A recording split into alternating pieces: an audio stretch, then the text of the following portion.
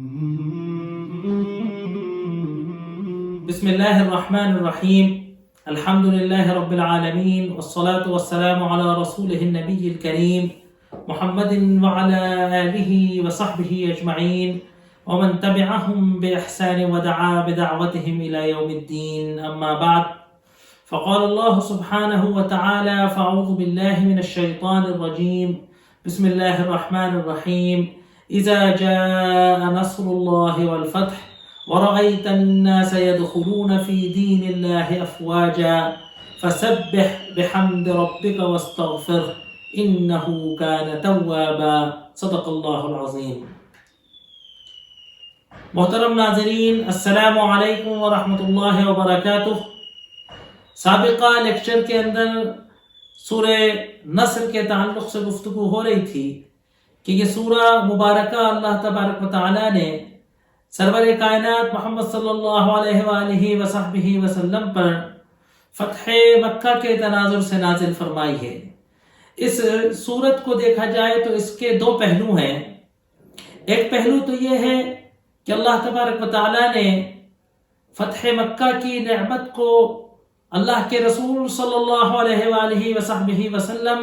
اور پھر آپ کی پوری امت مسلمہ کو آپ کی امت پر بطور انعام کے جتایا ہے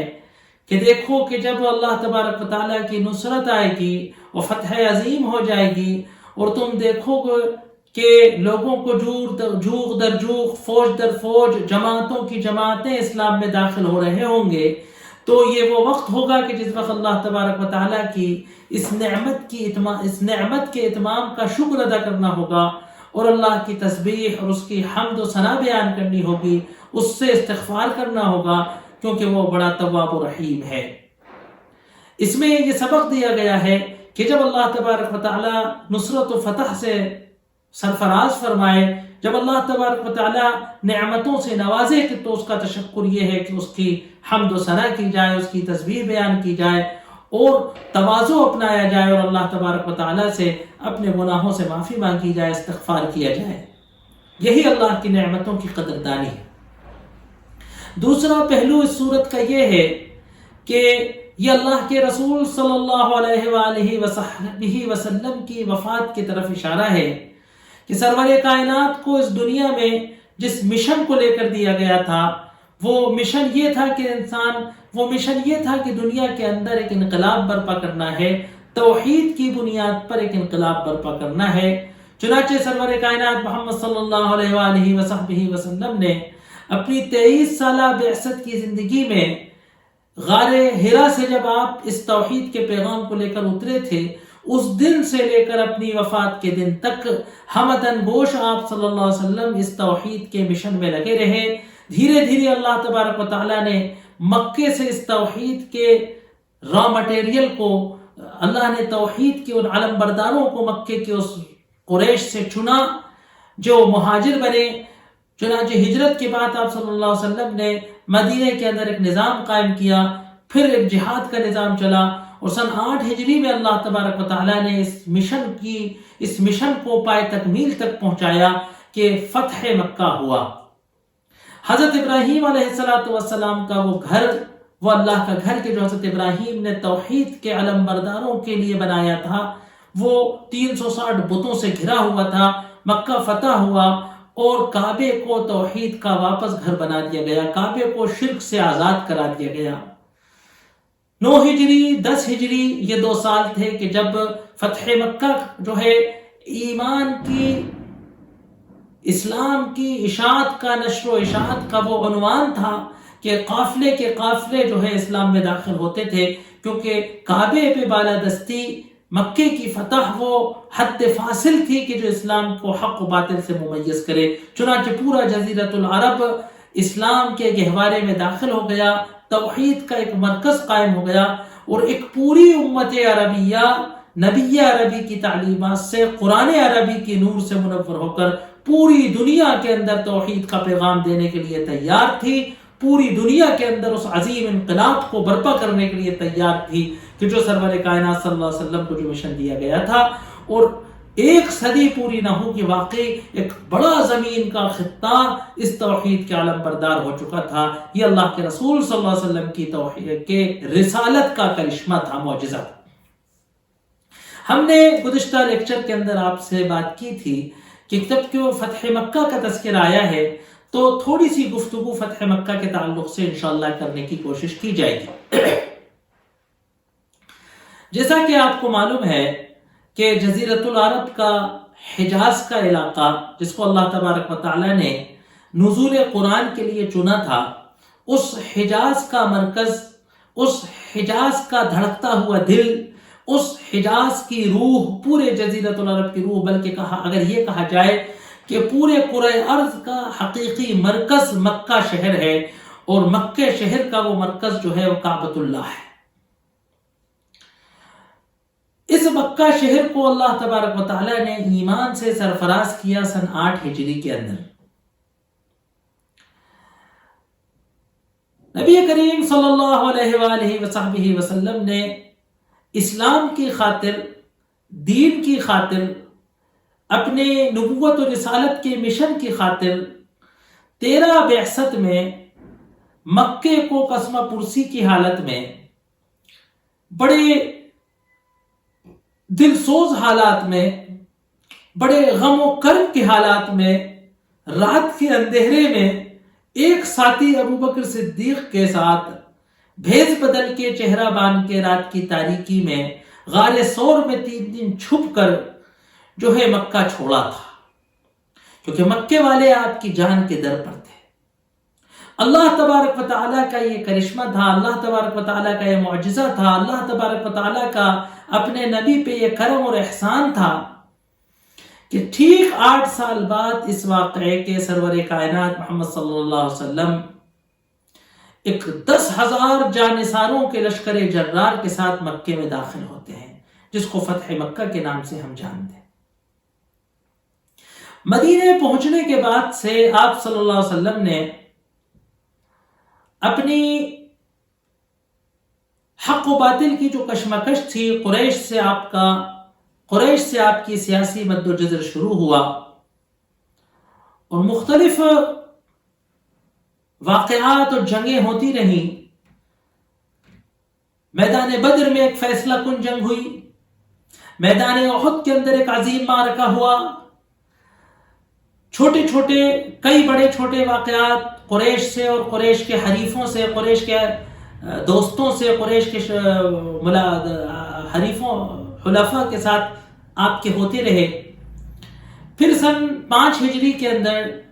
قریش نے ایک بڑی کارروائی کی، یہودیوں کی مدد سے تمام عرب کے الائنس قبیلے جو ہے 10,000 کی تعداد میں خندق کے موقع پر غزوہ احزاب میں 5 ہجری پر مدینے پر چڑھائی کی، جس میں نبی کریم صلی اللہ علیہ وسلم نے اپنی ایک انوکھی حربی تدبیر سے، اپنی سوجھ بوجھ سے اور مشورے کے عظیم اصول کے تحت خندق کھود کر مدینے کا تحفظ کیا، اور 1 مہینے مکے والے مدینے کو گھیرے رہے، محاصرہ کرے رہے، اور پھر نامراد اور ناکام ہو کر مدینے سے واپس چلے گئے۔ سن 6 ہجری میں اللہ تبارک و تعالیٰ کی طرف سے اپنے نبی کو یہ پیغام ملا، یہ اشارہ ملا کہ آپ عمرہ فرمائیں گے۔ چنانچہ صحابہ کرام رضوان اللہ علیہم اجمعین کے درمیان ایک جوش و جذبات کی ایک عجیب و غریب ایک روحانی کیفیت پھر گئی، ایک کیفیت آپ کے دلوں کے درمیان ایک ابھری کہ وہ مکہ کے جس کو چھوڑ کر آئے تھے اور واپس جانے کا کوئی سراغ نہیں تھا، اور وہ اوس و خزرج کے انصار کے وہ لوگ کے جن کو اللہ کے رسول صلی اللہ علیہ وسلم کی مدد کرنے،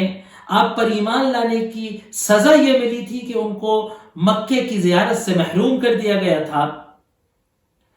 اب اللہ کے رسول صلی اللہ علیہ وسلم نے یہ فرمایا ہے کہ اللہ نے اشارہ کیا ہے کہ ہم عمرہ کریں گے۔ عمرے کے شوق سے 6 ہجری کے اندر صلح حدیبیہ کے موقع پر مکے کی طرف اس عمرے کے قافلے نے یہ عمرے کا قافلہ روانہ ہوا۔ 1400 افراد کے اوپر یہ مشتمل تھا، حدیبیہ کے مقام پر، مکے کے جو بالکل قریب ہے، جہاں سے حرم کے حدود ہیں، حدیبیہ کے مقام پر اللہ تبارک و تعالی کے حکم سے اللہ کی کوئی حکمت تھی کہ قریش والوں نے، کافروں نے جو ہے اللہ کے رسول صلی اللہ علیہ وسلم کو حدیبیہ کے موقع پر روک دیا اور آپ کو مکے میں داخل ہونے سے منع فرما دیا۔ یہ عجیب و غریب اسمنجس کا حالت تھی کہ قریش یہ فیصلہ نہیں کر پا رہا تھا کہ وہ اپنی ان قدیم روایات کو پر برقرار رہے اور وہ مکے سے کسی معتمر کو کعبۃ اللہ سے نہ روکے، یا وہ غزوہ احزاب کے اپنے اس رسوائی کا بدلہ محمد صلی اللہ علیہ وسلم سے لے کہ ہم بھی مدینے نہیں داخل ہو پائے تھے تو ہم ان کو مکے میں نہیں داخل ہونے پائیں گے۔ چنانچہ نوجوانوں کا یہ جوش غالب آیا اور آخر کار بڑے پس و پیش کے بعد قریش کو یہ فیصلہ لینا پڑا کہ ہم محمد صلی اللہ علیہ وسلم کو نہیں داخل ہونے دیں گے، چاہے لڑنا مرنا کیوں نہ پڑ جائے۔ آپ صلی اللہ علیہ وسلم نے عجیب و غریب سیاسی تدبر کا مظاہرہ کرتے ہوئے، بڑے جذباتیت پہ کنٹرول کرتے ہوئے، ٹھنڈے دماغ سے آپ نے ایک معاہدہ کیا اور اس معاہدے کی روح سے آپ وہاں سے عمرہ کرے بغیر تشریف واپس لے آئے۔ بڑا حساس معاملہ تھا، بڑی روایات ہیں، جب کبھی صلح حدیبیہ پہ تفصیلی بات ہوگی تو باتیں آئیں گی، وہاں بیعت رضوان ہوئی اور بڑے جذباتی روحانی کیفیت ہو گئی، بڑے کبھی صحابہ نے بڑا کڑوا گھونٹ پی کر اس صلح حدیبیہ کو کیا۔ اس میں مختلف شروط تھیں جن کو بیان کرنے کا یہ موقع نہیں ہے۔ اس میں سے ایک شرط یہ تھی کہ عرب کے جو قبیلے قریش کی حلف میں قریش کا الائنس بننا چاہے وہ قریش کا الائنس بن سکتے ہیں، اور جو محمد صلی اللہ علیہ وسلم کا الائنس بننا چاہے وہ محمد صلی اللہ علیہ وسلم کا الائنس، ان کا اتحادی بن سکتے ہیں، اور وہ بھی اس معاہدے میں شامل ہوں گے۔ معاہدے کی جو بنیادی شرط تھی وہ یہ تھی کہ 10 سال قریش میں اور محمد صلی اللہ علیہ وسلم میں جنگ بندی رہے گی۔ امان کا معاہدہ تھا کہ 10 سال جو ہوتا ہے نا سیز فائر رہے گا، جنگ بندی پر شرط ہوا تھا کہ 10 سال ہم دونوں جنگ نہیں کریں۔ اس جنگ بندی کے معاہدے میں قریش کو ایک بڑا فائدہ یہ تھا کہ جو قریش شام کی تجارت سے محروم ہو گئے تھے اور ان کے قافلوں کا راستہ مدینے سے گزرنے کو مشکل ہو گیا تھا، قریش بہت پریشان حال ہو گیا تھا، تو قریش کو تجارت کے طرف توجہ دینے کا موقع ملا، اور نبی کریم صلی اللہ علیہ وسلم کو یہ فائدہ ہوا کہ قریش کے طرف سے یہ جو جنگ بندی کا جو معاہدہ تھا، اس نے وہ سکون اور اطمینان بخشا کہ جس کے اندر دعوت کو پھیلانے کا موقع ملا۔ آپ نے ان 2 سال میں 6 سے 7 8 ہجری کے اندر بہت تیزی سے دعوتی جدوجہد بڑھا دیے۔ قریش سے سفارتی تعلقات ہو گئے تھے، معاہدہ امن کا تھا، آمد و رفت کا وسائل بڑھ گئے تھے، قریش کے لوگ مدینے سے گزرتے تھے، قافلے گزرتے تھے، تجارت والے جاتے تھے، شام جاتے تھے، ادھر سے مسلمان قافلے جاتے تھے، تو کافی روابط، امن و سلامتی کے روابط میں واپس تھے تو سبھی عرب اور قریش کے لوگ، روابط بڑھے اور دعوتی سفارتی بہت تعلقات بڑھے۔ خالد بن ولید رضی اللہ عنہ جیسا قیمتی آدمی، عمرو بن العاص جیسا سمجھدار و ذہین آدمی، وہ بہت سارے اور لوگ ہیں کہ جو اس بیچ میں ان نے ایمان قبول کیا۔ دوسرا ایک فائدہ یہ ہوا کہ آپ کو اس موقع پہ تمام جو جزیرت العرب کے ارد گرد کے بادشاہ تھے، مملکتیں تھیں، ایران کی، روم کی، دومت الجندل کی، مصر کی، نجاشی کی، غساسنہ کی، ان سب کو آپ کو دعوتی خطوط لکھنے کا موقع ملا، اور اس امن و سلامتی سے فائدہ ہوا کہ آپ اپنے قاصدوں کو تمام طرف روانہ کر سکیں۔ تیسرا اس کا ایک فائدہ کیا ہوا کہ کیونکہ مکے کے جنوب میں مدینے کے جنوب میں مکہ ہے اور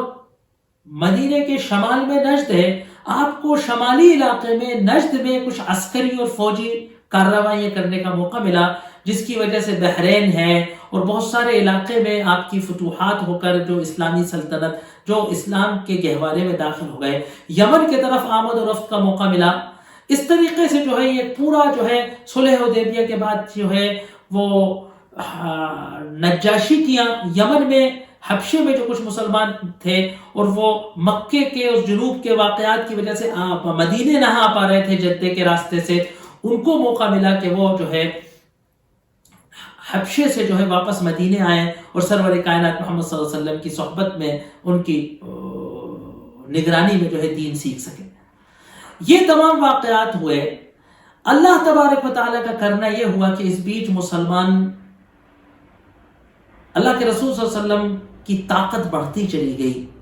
اور شمال میں کافی قبائل میں مسلمانوں کا نفوذ، مسلمانوں کی پوزیشن بہت مضبوط ہو چکی تھی۔ اسی طریقے سے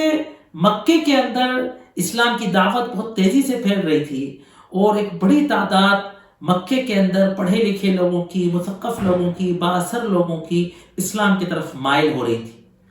تو معنوی اعتبار سے اسلام کی پوزیشن بڑھ رہی تھی اور قریش کی پوزیشن ڈاؤن ہو رہی تھی۔ اس بیچ قریش کے اندر دو طریقے کے تیار جس کو کہتے ہیں دو طریقے کے ونگ تھے۔ ایک تو بزرگوں کا حلقہ تھا جو جنگ پسند نہیں کرتا تھا اور وہ اس جنگ بندی کو ایک سنہرا موقع سمجھ رہا تھا کہ اس میں شام اور یمن کی تجارت کو بڑھایا جائے اور قریش اپنی کھوئی ہوئی ساکھ کو واپس لا سکے۔ دوسری طرف وہ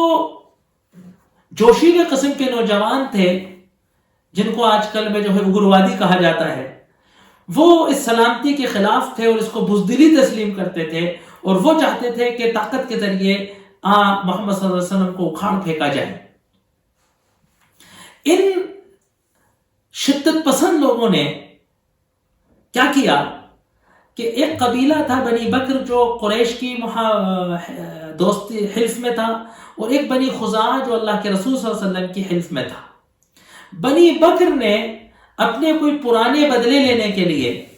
بنی خزاعہ پر حملہ کر دیا اور قریش کے چند نوجوان جیسے اکرمہ ہیں، فلاں ہیں، یہاں تک کہ ابو سفیان جو قریش کے سردار تھے ان تک کے بارے میں آتا ہے کہ ان لوگوں نے مال سے، ہتھیار سے اور چند نوجوانوں نے ان کے ساتھ شامل ہو کر، بنی بکر کے ساتھ شامل ہو کر مسلمانوں کے دوست قبیلے بنی خزاعہ پر حملہ کیا اور ان کو بڑی بے دردی سے، بے رحمی سے ان کو قتل و غارت کیا، ان کو بڑا جانی اور مالی نقصان پہنچایا۔ یہاں تک کہ خزاعہ کے کچھ لوگ فریاد کرتے ہوئے جب مکے میں داخل ہوئے اور کعبے میں داخل ہوئے تو ان کو حرم میں بھی ان کو زد پہنچائی گئی اور ان کو وہاں قتل و غارت کیا گیا۔ وہاں سے بھاگ کر کچھ لوگ مدینے آئے اور اللہ کے رسول صلی اللہ علیہ وسلم سے شکایت کی کہ صاحب ہمارے ساتھ عہد شکنی کی گئی، معاہدہ ہوتے ہوئے ہم پہ حملہ کیا گیا، اور قریش کے لوگوں نے اپنے دوست قبیلے بکر کو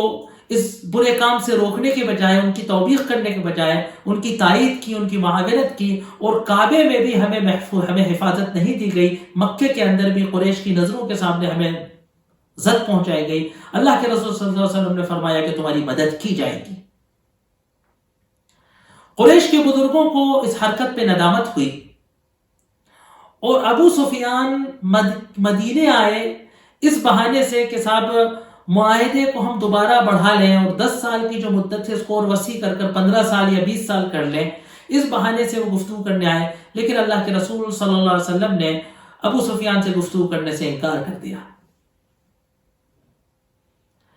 وہ ابو بکر کے پاس گئے، حضرت علی کے پاس گئے، بہت سارے واقعات ہوئے، لیکن ابو سفیان کو وہاں کوئی کامیابی نہیں ہوئی اور ابو سفیان وہاں سے ناکام واپس آئے۔ مکے والوں کو بات سمجھ آ گئی کہ اب معاہدہ، اس عہد شکنی کی ان کو کوئی سزا ملے گی۔ ادھر اللہ کے رسول صلی اللہ علیہ وسلم نے مکے پہ چڑھائی کی تیاریاں شروع کر دی، بڑی زبردست تیاری کی گئی۔ آپ نے اس مشن کو بالکل خفیہ رکھنے کی پوری کوشش کی۔ بیچ میں ایک واقعہ حاتم ابن ابی بلتعہ کا آ گیا تھا تو اس کو صرف کیا گیا، اور پوری اللہ کے رسول صلی اللہ علیہ وسلم نے یہ حکمت عملی اختیار کی کیونکہ مکے پر چڑھائی بڑا حساس معاملہ تھا۔ مکے کی قداست، مکے کی طہارت، مکے کی پاکیزگی عربوں کے دل میں عقیدہ کری ہوئی تھی۔ ویسے بھی وہ اللہ کا گھر تھا، حرم تھا، وہاں پر خون بہانا، وہاں پر جانور کا شکار تک کرنا منع ہے۔ تو اللہ کے رسول صلی اللہ علیہ وسلم نے یہ پالیسی اختیار کی کہ بغیر خون خرابے کے، بغیر قتل و غارت کے، بغیر خون بہائے مکہ فتح ہو۔ اس کے لیے پہلی کارروائی آپ نے یہ کی کہ اپنے اس مہم کو انتہائی خفیہ رکھنے کا پلان بنائیں۔ یہاں تک کہ بڑے بڑے صحابہ کرام رضوان اللہ علیہم اجمعین جو تھے،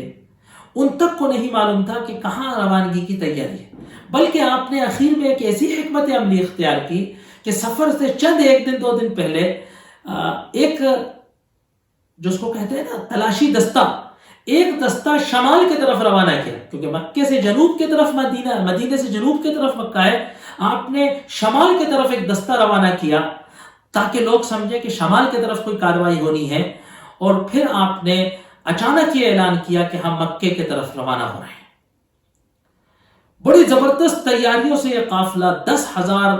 کے لشکر پر، آپ نے مدینے کے ارد گرد کے قبائل کو اطلاع کر دی کہ جو ہے کوئی زبردست کارروائی کے لیے بڑے ساز و سامان سے روانہ ہو۔ چنانچہ اللہ تبارک و تعالیٰ کی حکمت تھی کہ مرغ الزہران جو مکے سے بالکل 4 فرسخ پر چند کلومیٹر پر ایک مقام ہے، وہاں تک اللہ کے رسول صلی اللہ علیہ وسلم کا یہ قافلہ،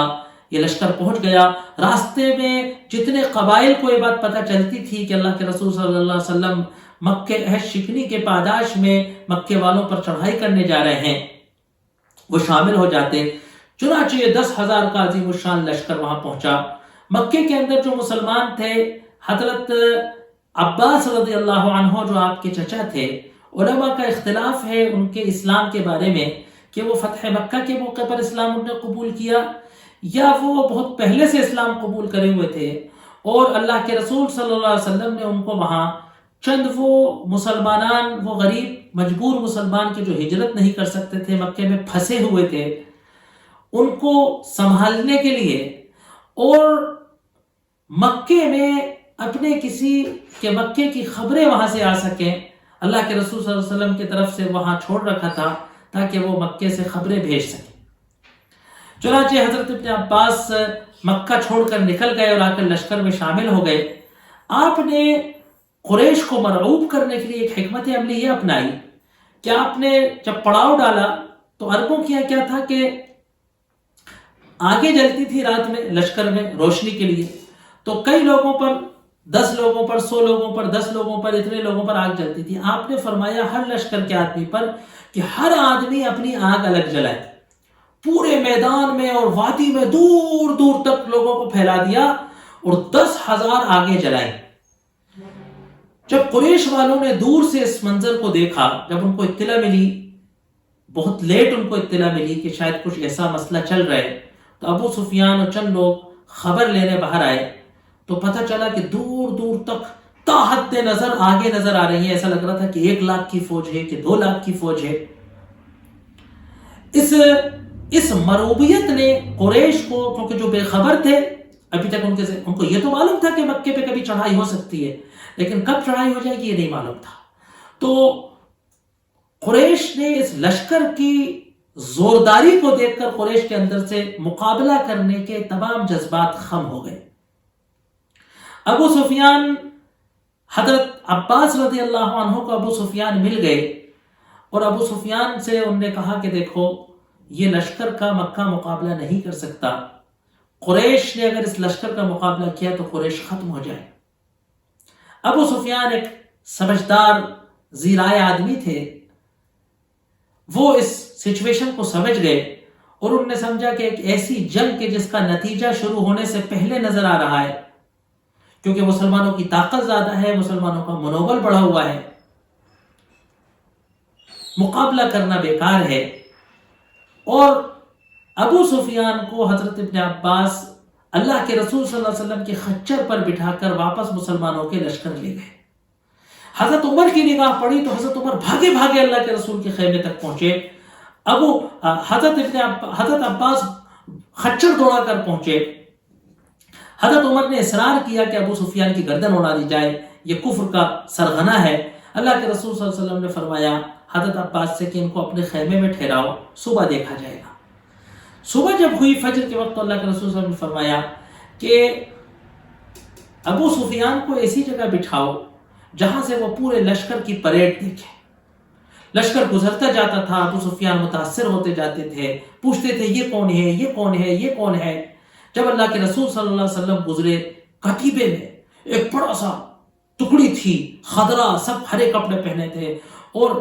آنکھوں کے علاوہ پورا جسم لوہے کے اندر زرہ بند تھے۔ پوچھا یہ کون ہے؟ کہا یہ اللہ کے رسول صلی اللہ علیہ وسلم مہاجرین اور انصار کے رکب میں ہے۔ چنانچہ ابو سفیان نے اسلام قبول کر لیا۔ اللہ کے رسول صلی اللہ علیہ وسلم نے حکمت کی کہ ابو سفیان سے کہا کہ من دخل دار ابو سفیان، جو ابو سفیان کے گھر میں داخل ہو جائے وہ امن میں ہے، جو اپنے گھر میں دروازہ بند کر لے وہ امن میں ہے، جو مسجد میں چلے جائے اس کو امان ہے۔ ابو سفیان واپس آئے اور آ کر مکے والوں کو خبر دی۔ کچھ لوگوں نے مقابلے کرنے کا جذبہ ظاہر کیا، لیکن ابو سفیان نے ان کو حقیقت حال سے آگاہ کیا۔ آخر کار یہ ہوا کہ یہ لشکر مکے کے اندر داخل ہو گیا۔ ایک طرف سے حضرت زبیر بن عوام تھے، ایک طرف سے حضرت ابو قتادہ تھے، ایک طرف سے جو ہے حضرت سعد ابن عبادہ تھے، اور یہ لشکر داخل ہوتا ہوا چاروں طرف سے داخل ہو گیا۔ اور اللہ کے رسول صلی اللہ علیہ وسلم کی جو اسکیم تھی، پلاننگ تھی کہ بغیر خون خرابے کے مکہ فتح ہو، سوائے حضرت خالد بن ولید کی ٹکڑی کو اکرمہ بن ابی جہل اور صفوان ابن امیہ وغیرہ جو بدر میں جن کے باپ مارے گئے تھے اور ان کو ابھی تک بڑا اسلام سے انتقام کا جذبہ تھا، ان نے کچھ احابیش کو، کچھ بھاڑے کے جو مکے کے آس پاس رہنے والے جو کچھ مزدور ٹائپ کے لوگ تھے، ان کا ایک لشکر تیار کیا تھا۔ چند قریش کے لوگ اس میں تھے۔ خالد بن ولید سے اس نے مقابلہ کیا، لیکن خالد بن ولید نے اپنی شجاعت اور اپنی حکمت عملی سے چند منٹوں میں اس لشکر کو بکھیر دیا۔ 12 مشرک مارے گئے اور 2 مسلمان شہید ہوئے، اور اتنا بڑا فتح عظیم اللہ تبارک و تعالیٰ نے اللہ کے رسول صلی اللہ علیہ وسلم کے اسلام کے نام لکھ دی۔ چنانچہ آپ نے شہر فتح کیا۔ شہر فتح کرنے کے بعد، سستانے کے بعد آپ کعبے میں داخل ہوئے۔ آپ احرام کی حالت میں نہیں تھے، کالا عمامہ باندھے ہوئے تھے۔ 8 رکعتیں آپ نے حضرت ام ہانی کے گھر میں جو ہے فتح کی شکرانہ ادا کیا۔ بعض حضرات کہتے ہیں کہ وہ صلاۃ الضحیٰ تھی، بعض حضرات کہتے ہیں کہ وہ شکرانہ فتح تھا۔ شکرانہ فتح ادا کیا، پھر آپ کعبے میں داخل ہوئے اور مہاجرین و انصار سے کہ قافلے میں کعبے میں داخل ہوئے۔ آپ نے طواف کیا۔ کعبے کے ارد گرد 360 بت رکھے تھے، آپ بتوں کو گراتے جاتے تھے۔ ایک لکڑی آپ کے ہاتھ میں تھی، آپ بتوں کو ٹھوسا مار کر گراتے جاتے تھے اور آپ یہ آیت تلاوت کرتے تھے، جاء الحق وزهق الباطل، حق آ گیا باطل چلا گیا، ان الباطل کان زہوقا، باطل کو جا کر ہی رہنا تھا، باطل کو ختم ہونا تھا۔ پھر آپ نے چابی منگائی، عثمان ابن طلحہ نامی شخص کے پاس، بنی شیبان کے پاس وہ چابی ہوا کرتی تھی۔ آپ نے کعبے کو کھلوایا، آپ اندر تشریف لے گئے۔ وہاں کعبے میں کچھ تصویریں بنی تھیں، حضرت ابراہیم اور اسماعیل علیہ السلام کی تصویریں بنی تھیں۔ آپ نے وہ تصویریں مٹائیں، حضرت مریم کی تصویر بنی تھی، تصویریں مٹائیں۔ کعبے کے اندر نماز پڑھی، باہر نکلے آپ، کعبے کی چوکھٹ پر آپ کھڑے تھے اور سارے قریش والے مکے کے اندر مطاف میں مسجد حرام میں جمع تھے، اور اب اس فاتح عظیم کا پیغام سننا تھا کہ وہ ان مجرموں کے بارے میں کہ جن نے ان کو ستایا تھا، جن نے ان کو قتل کیا تھا، مارا تھا، کاٹا تھا، مکے سے نکالا تھا، بے بس و مجبور مسلمانوں کو کچلا تھا، مخالفت کی تھی، گالیاں دی تھی، کانٹے بچھائے تھے، ان مجرموں کے بارے میں یہ فاتح عظیم اب کیا فیصلہ فرماتا ہے۔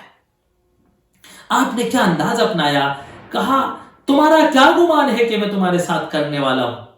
سارے مکے والے بولے خیرن،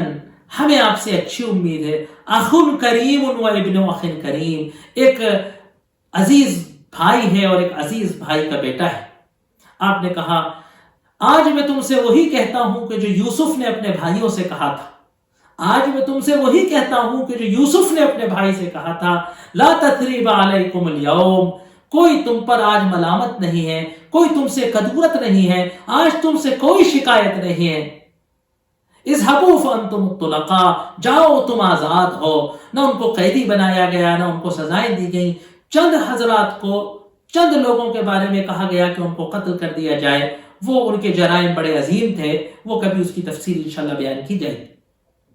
تو یہ فتح عظیم تھی۔ 15 دن، بعض روایتوں میں 19 دن آپ نے وہاں قیام کیا، مکے کے امور کو نظم و ضبط کی، مکے والوں کو اسلام کی بنیادی چیزیں سکھائیں، اور مکے کے ارد گرد جو ہے دعوتی دستے بھیجے، دعوتی قافلے بھیجے، اور چند لوگوں کو آپ نے مکے کے باہر طائف میں اور جو علاقوں میں استان بنے ہوئے تھے، بڑے بڑے وہ جو بت نصب تھے جہاں پر حج کیا جاتا تھا، جن بتوں کی زیارت کی جاتی تھی، آپ نے ان بتوں کو مسمار کرایا، اور اس طریقے سے یہ مشن اللہ تبارک و تعالیٰ نے پورا کیا۔ وہ مکہ کے جہاں سے آپ اندھیرے میں رات میں چھپ کر ہجرت کی تھی، وہاں دن دہاڑے سورج کی روشنی میں آپ اس طریقے سے فاتحانہ شان سے داخل ہوئے، اور یہ شاید دنیا کی فتح کی تاریخوں میں ایک عظیم الشان فتح کی تاریخ تھی کہ جس اعزاز و اکرام کے ساتھ، جس محبت کے ساتھ، جس پیار کے ساتھ، اور جس خون خرابے سے روک کر اس ایک واقعہ، وقت ختم ہو گیا، ایک واقعہ اس فتح کی پوری بات کو بیان کر دے گا کہ ایک مکے میں داخل ہوتے وقت انصار کے ایک قبیلے کے ایک سردار نے جوش میں یہ نعرہ لگا دیا کہ الیوم یوم الملحمہ، الیوم تستحل الحرمہ، آج تو ملحمہ خوریزی کا دن ہے، آج تو جنگ عظیم کا دن ہے، آج ساری حرمتیں ہٹا دی جائیں۔ آپ صلی اللہ علیہ وسلم کو جب یہ بات پتہ چلی تو آپ نے ان سے جھنڈا چھین کر ان کے بیٹے کو دے دیا، اور آپ نے کہا کہ الیوم یوم المرحمہ، آج مرحمت کا دن ہے، آج رحمت کا دن ہے نا، الیوم یوم المرحمہ، الیوم یوم الملحمہ کے بجائے، تو یہ رحم کے جذبات سے فتح ہوئی۔ اس کے بعد جو ہے اللہ کے رسول صلی اللہ علیہ وسلم نے کے پاس لوگوں نے آ کر ایمان قبول کرنا شروع کیا، اور اس طریقے سے پورے عرب کے قافلے، قبیلے جو اس بات کے منتظر تھے کہ اس کشمکش کا نتیجہ کیا نکلتا ہے، نتیجہ یہ نکلا کہ ابرہہ کو اللہ تبارک و تعالیٰ نے مکے کعبے کے قریب آنے سے مسمار کر دیا، اور اللہ کے رسول صلی اللہ علیہ وسلم کو کعبے پر قبضہ ہونے دیا، اور وہ بت کے جن کے بارے میں ان کو یہ عقیدہ تھا کہ یہ اللہ کے شریک کار ہیں، یہ خدا ہیں، الہ ہیں، ان سارے بتوں کو توڑ دیا گیا، کعبے سے ان کو پھینک دیا گیا، اور کوئی بلا نہیں آئی، کوئی مصیبت نہیں آئی، سارا جزیرۃ العرب اسلام کی جھولی میں ایک پکے پھل کی طرح گر گیا۔ اللہ تبارک و تعالیٰ نے اس فتح عظیم کی نعمت کے طور پر کہا کہ فسبح بحمد ربک واستغفر، بس اپنے رب کی تسبیح بیان کو۔ تسبیح کا مطلب کیا ہے کہ اپنے رب کو تمام عیوب سے، کمیوں سے منزہ کروانا ہے نا، اللہ کی تسبیح بیان کرنا، تعریف کرنا۔ حمد کہتے ہیں اللہ کے شکر کو ادا کرنا ہے نا، حمد کہتے ہیں جذبات تشکر کے ساتھ تعریف کرنا۔ سورہ فاتحہ کے تفسیر میں ہم نے حمد کی تفصیلات بیان کی تھیں، اس ویڈیو کو آپ دیکھ سکتے ہیں۔ واستغفر ہو، استغفار کرو، خاص طور سے جب کیونکہ آخری عمر کا جب پڑاؤ آتا ہے تو استغفار کی کثرت کرنا چاہیے، اور کیونکہ ہمیں نہیں معلوم کہ کب ہماری زندگی کا آخری پڑاؤ ہو جائے، کون سی شام ہماری زندگی کی آخری شام ثابت ہو، کون سی رات ہماری زندگی کی آخری رات ثابت ہو، اس لیے ہمیں استغفار کی کثرت کرنا ہے۔ انہ کان توابا، بے شک وہ توبہ کو قبول کرنے والا ہے، بے شک وہی توبہ کی توفیق دیتا ہے، وہی توبہ کو قبول کرتا ہے۔ وآخر دعوانا ان الحمد للہ رب العالمین۔